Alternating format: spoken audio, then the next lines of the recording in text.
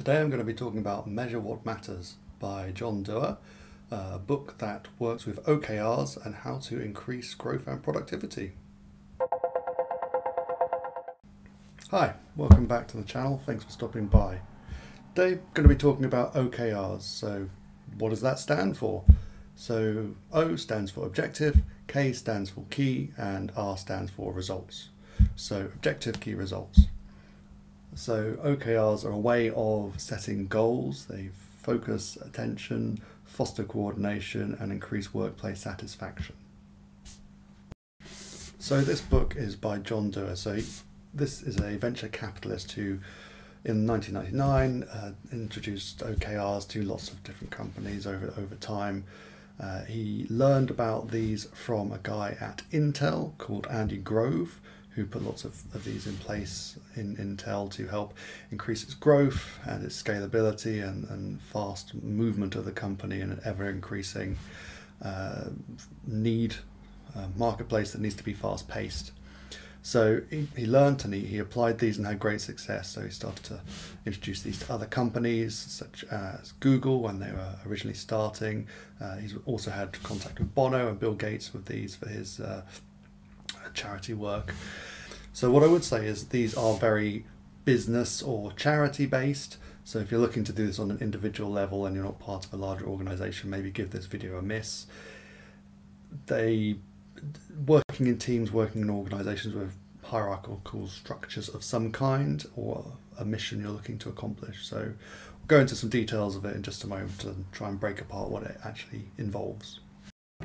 So the book itself has a lot of examples scattered through it. I found getting these pulled apart and actually taking out the knowledge from them to be more hard work than I expected, but I did make some progress in the end, which hopefully you'll be able to benefit from now.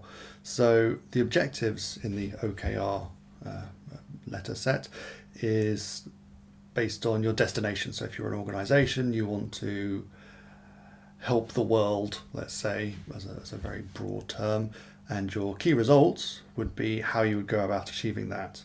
So it's a way of prioritizing what is most important to the company in a particular time period, with also making sure that these are measurable. There are some metrics attached. So you, instead of having a yearly based system like you might in some companies for annual reviews, you might squash these objectives or key results down into, say, quarterly or potentially even monthly if it's quite a fast-paced environment, which allows you to stay very relevant and very agile in moving with the market and what's required. So this allows you to prioritize. You stay quite focused, these short stretches of time on what's the most important thing.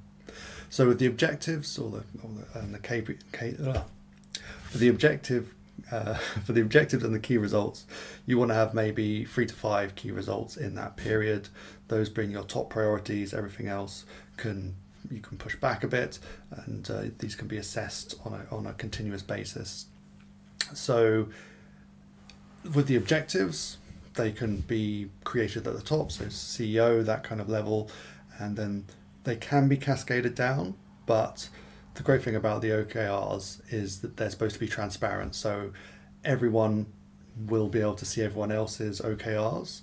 So instead of having the CEO cascade them down through different levels of management, you will have, say, the CEO posts their OKRs from their management meeting or their discussion meeting at the beginning of the quarter, and then everyone can just view them themselves and they can interpret them as they will.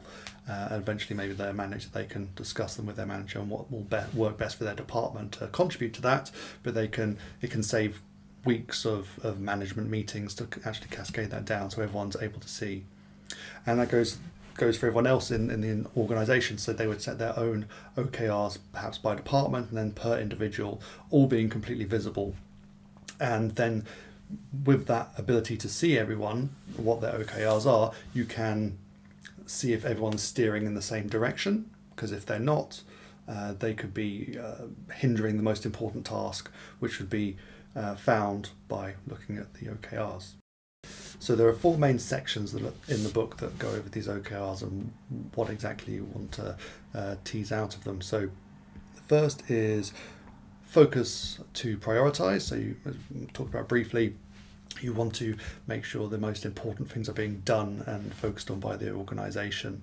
So this is making sure that you focus on the effect of your actions that your OKR will have, and also its counter effect. So if it says write code particularly fast, have a certain amount of code done by this particular milestone, also make sure that that code is bug free and of good quality. So that would be the counter effect. If you have it a schedule for something to be done fast, you also want it to be done to high quality. So that's something you need to manage.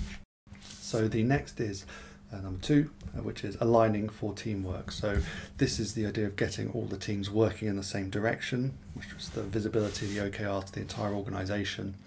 So you can cascade them down, as we talked about, kind of moving them down the organization, but having everyone able to view the top level managements and even their own managements OKRs instantaneously once they've been set makes it a lot faster process. Also with OKRs and letting people and individuals set their own OKRs is that a lot of innovation happens around the edges of an organization. So people actually on the ground may have an idea to innovate that might not necessarily be in the higher levels of management or even the mid levels or lower level. It might be the individual people doing those tasks that have the ability and the access to the environment to actually think of the innovation, so they can put those into place in their own OKRs, and then perhaps they could even be slowly cascaded up.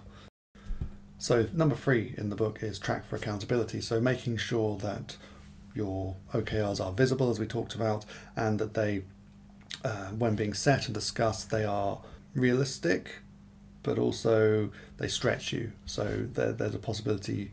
Some companies, when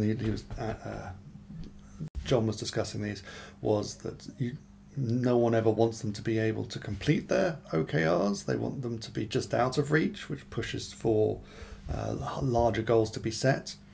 The reason they talk about this is that often they want to decouple compensation, so salary increases, bonuses, that kind of thing, from completing your OKRs. The reason being, if you want your bonuses, want your salary increase, you'll create very small, limited OKRs that are easily achievable each time, because you want to meet them every time. So you get your salary increase, you get your bonus. Whereas if you put them just out of reach and you're stretching, you might put more effort in or more focus in to actually trying to get to them, even though you don't, and you won't be perhaps crushed mentally or emotionally if you don't get it, because your compensation will not be based on actually achieving those. So a lot of places say, when scoring their OKRs every week, if you're not meeting them but very closely, then they're good OKRs. Otherwise, you're not stretching yourself enough. And once you've actually finished your OKR, or it's come up to the end of that particular time period that they were set for, you will then reflect on how you did, how you could have been better, what worked in that particular situation, what didn't, and so it allows your OKRs in the future quarter to be perhaps more defined, or you can see what worked and see what didn't, giving us self-coaching, I suppose, to allow it to be more effective in future. Point 4 of the book was stretch for amazing. So this breaks down that there can be 2 types of OKRs. One being a more day-to-day OKR, which needs to be met every single time. Another being an aspirational, or I think he described it as, oh my, huge, amazing, gross, hairy, massive OKR, aspirational OKR. So something that you probably will not meet, but even if you get 50% of the way there, it's still a pretty amazing outcome. So these are the 2 groups they broke it down into. Objectives set direction like a destination on the map. These are not technical and do not contain metrics. Key result is a measurable outcome that is used to achieve an objective. It contains a metric with a start and an end rate, as well as a start and an end date. All in all, I found this book quite interesting, quite broken up and didn't really flow to me, and I found it a little bit tricky. I had to reread it 2 or 3 times to really pick out the interesting, helpful points. Hopefully I've been able to communicate those to you today. If not, do leave me a note in the comments below. And if you fancy reading it yourself, please check up at the top here, and there is a sponsored link. Have a great day. See you next time.